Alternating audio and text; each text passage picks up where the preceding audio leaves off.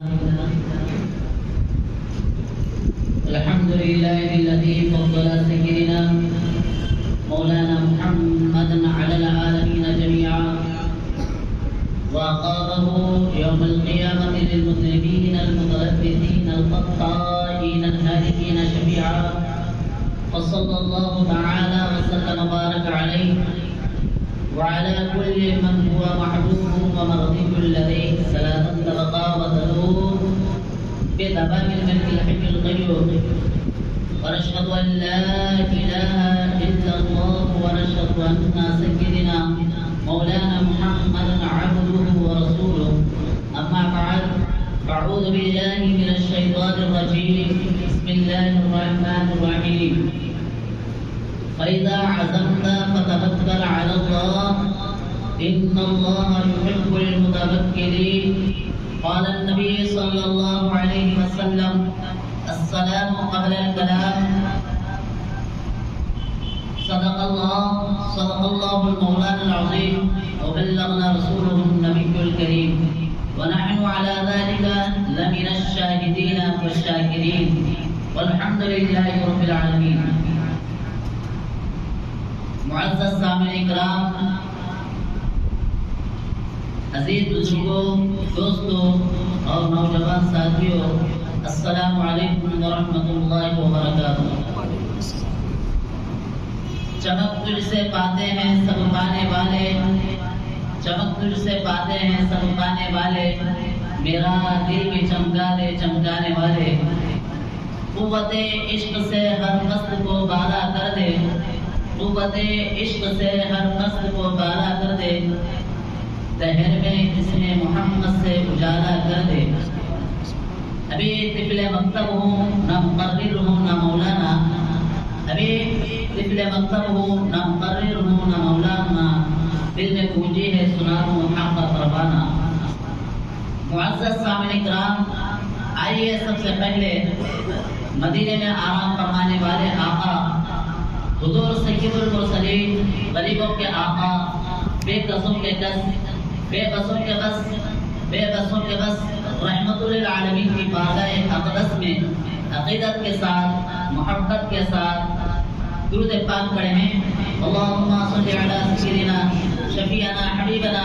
وطبیب قلوبنا وغوثنا وغیاثنا صلی اللہ تعالی علیہ وسلم۔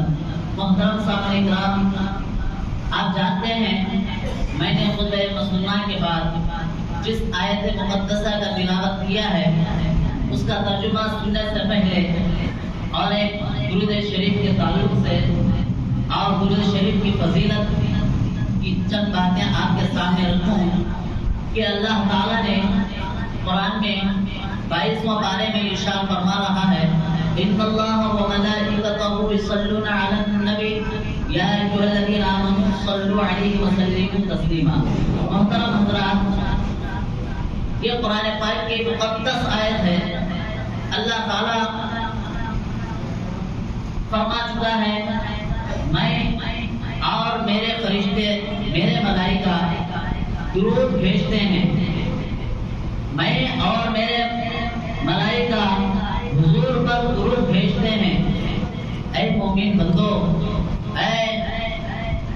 میرے بندو، تم بھی نبی پاک صلی اللہ تعالی علیہ وسلم پر درود پاک بھیجا کرو۔ تو محترم حضرات، اللہ تعالیٰ دیکھیے ہر چیز کا حکم لیا ہے، ہر چیز کا حکم دیا ہے۔ مثال کے طور پر قرآن پڑھنے کا حکم دیا ہے اور نماز پڑھنے کا حکم دیا ہے، لیکن نماز نہیں پڑھتا خدا۔ اور روزہ رکھنے کا حکم دیا ہے اللہ تعالیٰ، لیکن خدا روزہ نہیں رکھتا۔ زکات دینے کا بندوں کو حکم دیا ہے، لیکن خدا زکات نہیں دیتا۔ اور بہت ساری چیزیں ہیں، دنیا کے بہت سارے مثالیں ہیں، لیکن اللہ تعالیٰ حکم دیا ہے، لیکن اللہ تعالیٰ وہ نہیں کرتا، صرف ایک چیز کرتا ہے۔ وہ کیا ہے؟ فرشتوں کے ساتھ حضور پر درود بھیجتا ہے۔ محترم حضرات، آپ اندازہ کریے، اللہ تعالیٰ خود فرما رہا ہے میں اور کی فضیلت، درود پاک کی فضیلت چند باتیں سنیے۔ اللہ کے نبی صلی اللہ تعالی علیہ وسلم فرماتے ہیں جس نے مجھ پر درود پاک پڑھتا ہے بروز قیامت اس کا ہاتھ پکڑ کر اس کو جنت میں داخل فرماتا ہوں۔ اور اتنا ہی نہیں، آقا یہ بھی فرماتے ہیں جس نے حضور پر درود بھیجتا ہے، یعنی جنت میں میرے گھر کے سامنے اس انسان کا گھر ہوگا جو مجھ پر درود پاک بھیجتا ہے۔ تو محترم سامعین کرام، یہ فضیلت ہوئی اور برکتیں ہوئی، لیکن اس کی اور چیزیں ہیں۔ مغفرت کے تعلق سے آتا ہے جس نے عقیدت و محبت کے ساتھ حضور پر درود بھیجتا ہے، اللہ تعالیٰ ایسا غفور الرحیم ہے کہ دنیا کے اندر جہاں کہیں بھی درخت ہو، جتنے بھی درخت ہو، سارے دنیا کے اندر جتنے درخت ہو، اگر انسان کے اتنے گناہ ہوں گے، اتنے زیادہ گناہ ہوں گے، تو آقا فرماتے ہیں اللہ وہ غفور الرحیم ہے جس نے مجھ پر حضور پاک صلی اللہ تعالی علیہ وسلم پر عقیدت و محبت کے ساتھ درود بھیجتا ہے، تو اللہ تعالیٰ نے اگر انسان کے درختوں کے برابر بھی اگر گناہ ہوں گے، اللہ تعالیٰ اس کے گناہوں کو معاف فرماتا ہے، صرف اور صرف درود پاک پڑھنے سے۔ آپ اندازہ لگائیں کہ دنیا کے اندر کتنے درخت ہو سکتے ہیں، ہم گن نہیں سکتے۔ اور پھر فرماتے ہیں درخت کے جتنے پتے ہوتے ہیں، ساری دنیا کے اندر، ساری زمین پر جتنے درخت ہیں اور درخت کے پتے جتنے بھی ہیں، اگر اس کے برابر بھی انسان کے اگر گناہ ہوں گے، اللہ تعالیٰ فرماتا ہے میں غفور الرحیم ہے، اور حضور کے صدقے، حضور پر درود بھیجنے سے میں اس کے گناہوں کو معاف فرماتا ہوں۔ اور پھر اتنا ہی نہیں، آقا ارشاد یہ بھی فرماتے ہیں، کیا ارشاد فرماتے ہیں، سارے دنیا کے اندر ایک ہی مرتبہ اللہ تعالیٰ بارش نازل فرمائے، ایک ہی مرتبہ جتنے خطرے زمین پر ایک ہی مرتبہ پانی کے خطرے پڑتے ہیں، اگر بندے کے اس کے برابر بھی اگر گناہ ہوں گے، اللہ تعالیٰ نے فرما چکا ہے میرے حبیب پر عقیدت و محبت کے ساتھ درود بھیجتا ہے، تو میں ایسا غفور الرحیم ہوں، حضور کے صدقے، اس درود پاک کے صدقے میں اس کے سارے گناہوں کو معاف فرما رہا ہوں۔ تو محترم سامعین کرام، عزیزان ملت اسلامیہ، یہ درود پاک کی فضیلت ہوا کرتی ہے، اور ایک حضور فرماتے ہیں دن رات ذکر و اذکار کریں، یعنی درود بھیجے اللہ کے حبیب پر، تو جس کا کام نہیں ہونے والا ہے وہ بھی اللہ تعالیٰ درود پاک کے صدقے میں اس کا کام برابر ہو جاتا ہے۔ تو محترم حضرات، میں نے جس آیت مقدسہ کا تلاوت کیا ہے، اللہ تعالیٰ قرآن عظیم کے اندر فرما چکا ہے فَإِذَا عَزَمْتَ فَتَوَكَّلْ عَلَى اللَّهِ إِنَّ اللَّهَ يُحِبُّ الْمُتَوَكِّلِينَ۔ محترم سامعین کرام، قرآن عظیم مقدس کتاب ہے، یہ کتاب سے اعلان ہو چکا ہے جس نے مجھ پر بھروسہ رکھتا ہے، یعنی خدا پر بھروسہ رکھتا ہے، اللہ تعالیٰ اسے محبوب فرماتا ہے، یعنی پسند فرما لیتا ہے۔ جو اللہ پر بھروسہ رکھتا ہے، مثال کے طور پر کوئی کام کر رہا ہے، تکمیل کے لیے جو ہے خدا پر بھروسہ رکھنا، یہ ایمان کی دلیل بھی ہے۔ جس طرح ایمان جو ہے، نماز پڑھنا ایک ایمان کا حصہ ہے، روزہ رکھنا ایک ایمان کا حصہ ہے، زکات دینا ایک ایمان کا حصہ ہے، حج کرنا ایمان کا ایک حصہ ہے، اور یہاں تک کہ ماں باپ کو دیکھنا نظر محبت سے، اچھی محبت سے دیکھنا، یہ بھی ایک ایمان کا حصہ ہے۔ اسی طریقے سے خدا پر توکل رکھنا، یعنی بھروسہ رکھنا، یہ بھی ایک ایمان کا حصہ ہے۔ تو محترم سامعین کرام، جو انسان اللہ پر بھروسہ رکھتا ہے، اور ایک اس میں بات یہ آتا ہے کام کریں، اگر کام نہیں ہو رہا ہے وہ اس کے لیے بھی جو ہے اجازت ہے کہ وہ خدا پر بھروسہ کرے۔ تو محترم سامعین کرام، عزیز بزرگوں، دوستو، اسی طرح آپ بارہا واقعات سن چکے ہیں۔ حضرت ابراہیم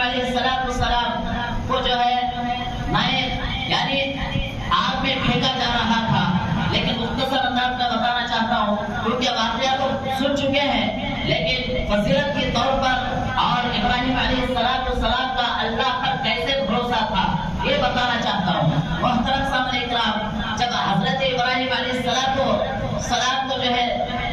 آگ میں پھینکا جا رہا تھا، اس وقت جبرائیل علیہ السلام ابراہیم علیہ السلام کے پاس آئے، اے ابراہیم، میں اللہ کے حکم سے آیا ہوں کہ میں آپ کی کچھ مدد کر سکتا ہوں۔ تو حضرت ابراہیم علیہ السلام عرض کرنے لگے، اے جبرائیل، یہ آگ بھڑکانے کا جو حکم دیا ہے، یعنی جس نے انتظام کرایا ہے وہی رب ہے، وہی رب مجھے بچائے گا، وہی رب جس نے آپ کو بھیجا ہے وہی رب پر مجھے بھروسہ ہے کہ اس سے بچ جاؤں گا۔ تو کچھ ہی دیر کے اندر یہ سننا ہی تھا، اللہ تعالیٰ نے وہ آگ کو جو ہے پورے گلزار میں تبدیل کر دیا۔ تو محترم سامنے اکرام، حضرت ابراہیم علیہ السلام کا توکل اللہ پر تھا، بھروسہ خدا پر تھا، اسی لیے قرآن کے اندر آتا ہے ابراہیم الذی وفا، ابراہیم تو وہ ہے جو خدا پر بھروسہ کرتا ہے۔ تو محترم سامنے اکرام، عزیز بزرگوں کو ایسے بہت سارے واقعات آ رہے ہیں، تو ہم کو بھی جو ہے چاہیے جو بھی کام کرے اللہ پر بھروسہ رکھے۔ اور انبیاء کرام علیہ السلام کے اندر بھی جو ہے کچھ کوتاہیاں ہو چکے ہیں، لیکن غلطیاں نہیں، ظاہراً ہمارے عبرت کے واسطے ہوئے ہیں۔ یہ ہے حضرت موسیٰ علیہ السلام کو کون نہیں جانتا، اور سب سے زیادہ خدا سے ہم کلام ہونے والے ہمارے آقا کے بعد، نبی پاک صلی اللہ علیہ وسلم کے بعد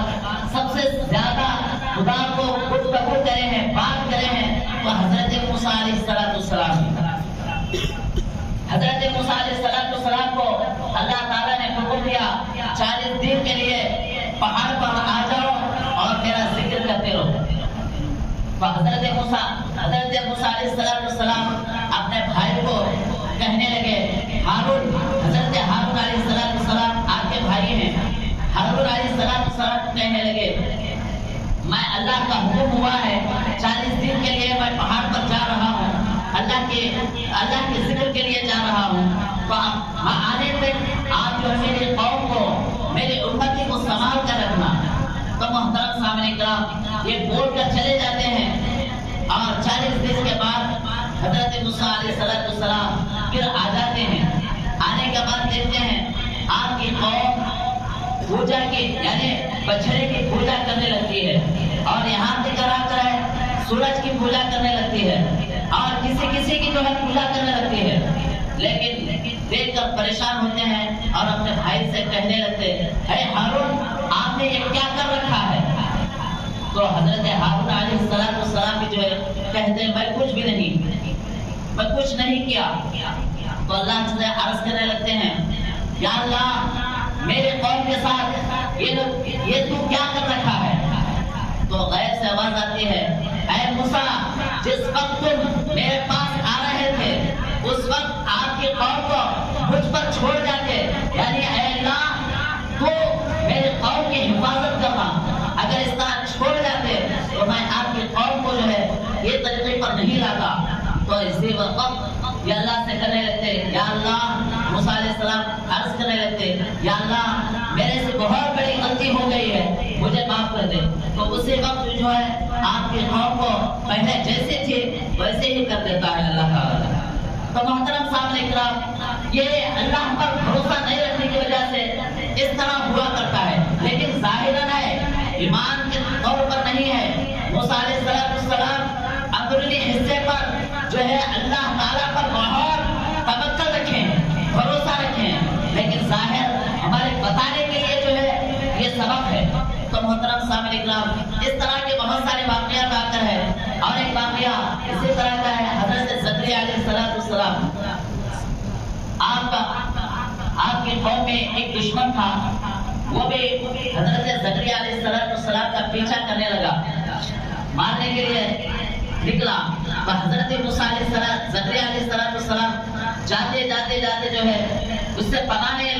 لے کے بچنے کے لیے جو ہے جاتے ہیں، اور تھک جاتے ہیں۔ آخر میں جو ہے آپ کے سامنے ایک درخت نظر آتا ہے، بہت بڑا درخت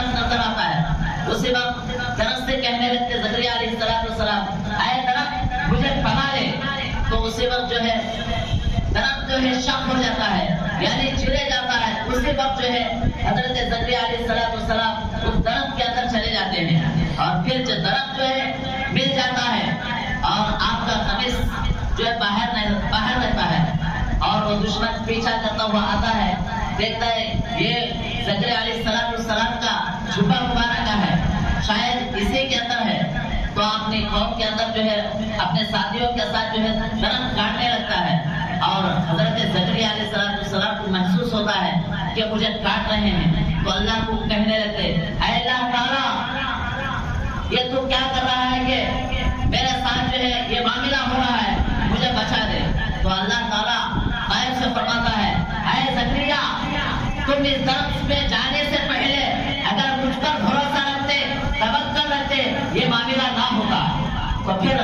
زکریا علیہ السلام اللہ سے توبہ کرنے لگے، اے اللہ مجھے بچا لے، میرے سے غلطی ہو گئی، بچا لے۔ تو محترم سامعین کرام اسی وقت جو ہے جو آپ کا پیچھا کرتے ہیں وہ سب فنا ہو جاتے ہیں۔ تو محترم سامعین کرام ایسے بہت سارے واقعات ہیں، اور توکل اللہ پر بھروسہ رکھنا، تو اللہ پر جو انسان بھروسہ رکھتا ہے اللہ تعالیٰ اسے غائب سے ہر چیز دیتا ہے۔ موسیٰ علیہ السلام کے زمانے میں ایک مرتبہ ایسا ہو گیا، موسیٰ علیہ السلام کہنے لگے اے اللہ اس دنیا میں اس وقت میرے جیسا عبادت کرنے والا کوئی نہیں ہے۔ تو اللہ تعالیٰ فرمایا اے موسیٰ آپ یہ مت کہیے، میں اس سے بھی اور مخلوق ہے جو میں آپ سے بھی زیادہ مجھ پر توکل رکھتی ہے اور وہ میرا ذکر کرتی ہے۔ تو موسیٰ علیہ السلام کو حکم دیتا ہے اے موسیٰ تم آؤ کہ آپ کے سامنے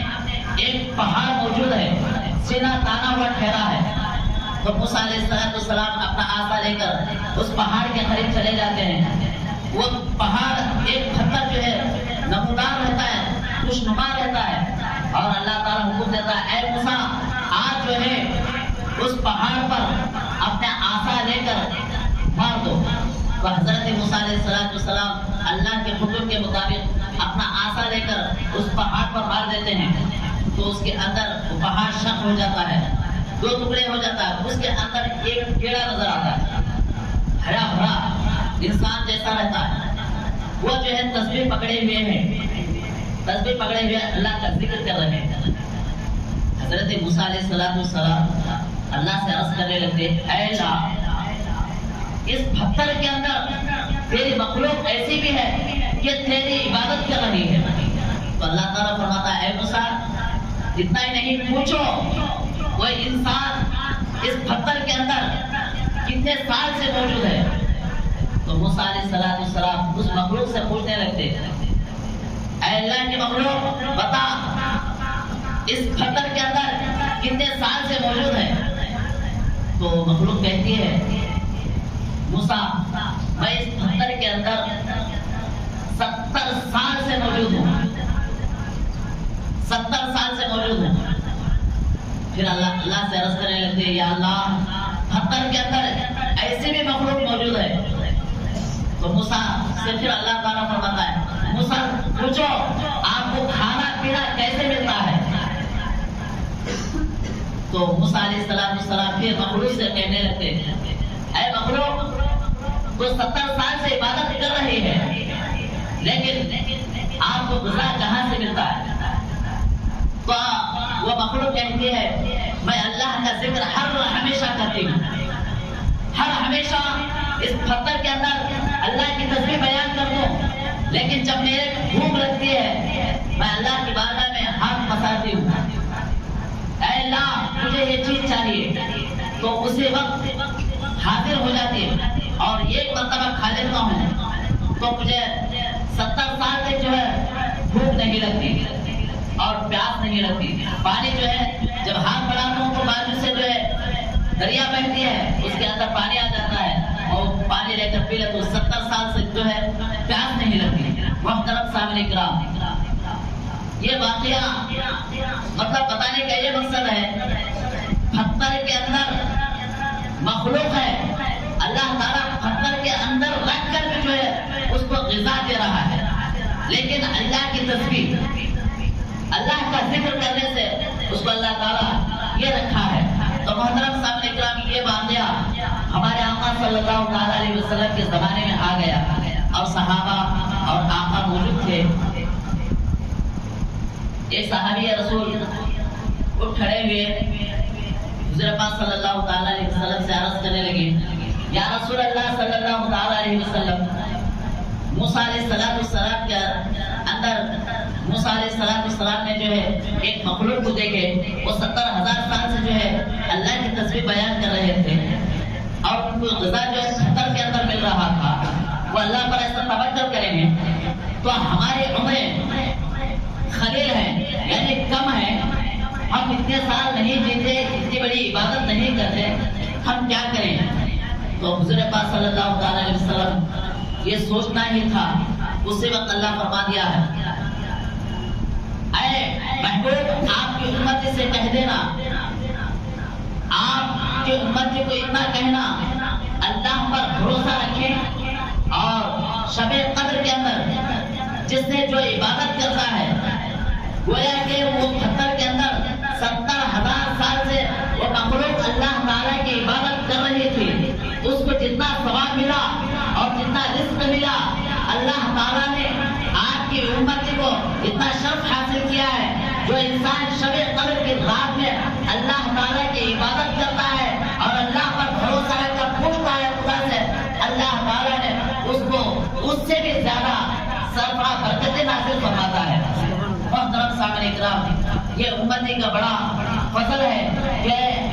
ہم کو ایسے نبی کو بھیجا ہے اور ایسے نبی کی امت میں پیدا فرمایا ہے، کیونکہ بہت ساری فضیلتیں ہیں، لیکن صرف ہم یہ کرنا ہے،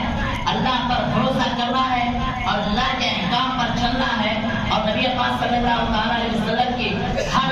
سنت پر عمل کرنا، یہ ہمارے لیے دنیا اور آخرت کے لیے بہتر ہے۔ تو محترم سامعین کرام، عزیز بزرگوں دوستو، اسی طرح کا ایک واقعہ ہے، ایک بڑے بزرگ گزر چکے ہیں جن کا نام حضرت سیدنا حبیب عجمی علیہ الرحمۃ والرضوان۔ ایک مرتبہ آپ کپڑے لے کر، ان کا ایمان بھی کیسا ہے دیکھیے، بزرگوں کا ایمان کیسا ہوتا ہے اور ہمارا ایمان کیسا ہوتا ہے۔ اگر کوئی کام نہیں بنے تو جو ہے خدا سے شکایت کرنے لگتے ہیں یا کچھ بول دیتے ہیں خدا سے،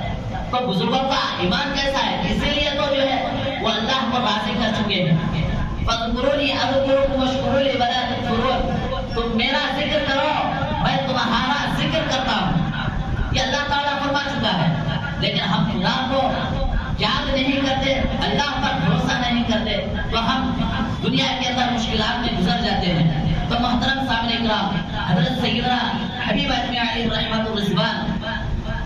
ایک مرتبہ آپ کپڑے لے کر جو ہے ایک تالاب کے پاس چلے جاتے ہیں، یعنی پانی کھانے کے لیے، اور آپ کے کپڑے اس پانی کے پاس رکھ دیتے ہیں، ضرورت کے واسطے کچھ دور چلے جاتے ہیں، اور آپ کے پیر و مرشد حضرت حسن بصری علیہ الرحمہ جو ہے تشریف لاتے ہیں اور کپڑے دیکھتے ہیں، یہ شاید حبیب عجمی علیہ الرحمہ کے کپڑے ہیں، ٹھہر جاتے ہیں، دیکھ لیتے ٹھہر جاتے ہیں، اور کچھ دیر کے بعد حضرت حبیب عجمی علیہ الرحمہ تشریف لاتے ہیں اور دیکھتے ہیں، پیر و مرشد کو دیکھ کر سلام کہتے ہیں اور خیر خیرات پوچھتے ہیں اور جو معاملات میں پوچھتے ہیں، اور اس کے بعد کہنے لگتے ہیں، حضرت حسن بصری کہنے لگتے ہیں، اے حبیب بتاؤ یہ کپڑے کس کے بھروسے پر رکھ کر گئے؟ تو حضرت حبیب عجمی علیہ الرحمہ کہتے ہیں، آپ کو اللہ تعالیٰ نے جو حفاظت کے واسطے معمور کیا ہے، یعنی یہاں پر رکھا ہے، اسے ذات پر بھروسہ رکھ کر گیا، یعنی اللہ پر بھروسہ رکھ کر گیا۔ تو محترم سامعین کرام، یہ بزرگوں کی بات ہے،